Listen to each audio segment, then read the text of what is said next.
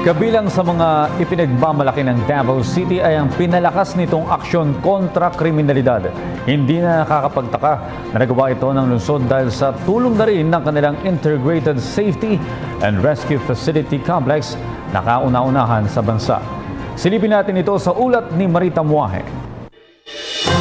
Kamakailan ay formal itong inilunsad. Ibinigay ng isang pribadong kumpanya ang 2,000 square meter na property sa lokal na pamahalaan at sila na rin ang nagpatayo ng mga pasilidad.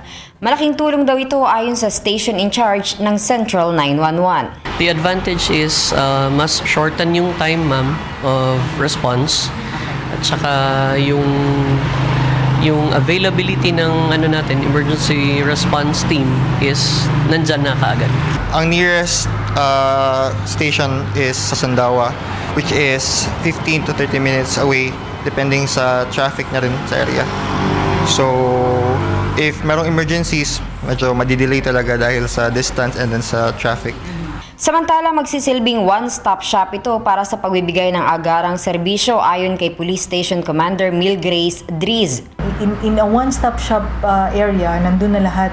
So, any eventualities o di kaya madali lang silang tawagin, madali lang itap, and at the same time, madali yung services natin. So, yung flow ng services, mas madali and immediate talaga, no?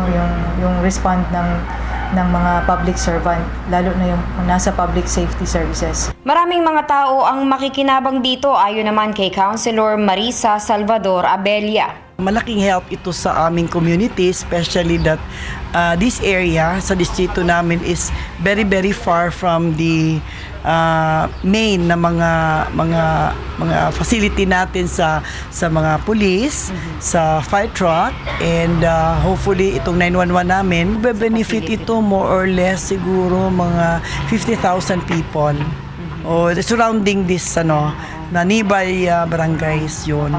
Ang public safety complex na ito ay mayroong 2-story Central 911 na may infirmary kung saan ay nagbibigay sila ng our medical service na mayroon ding standby ambulance, isang 1-story police station na may 2 detention cells at isang 2-story fire station na may 2 standby fire trucks.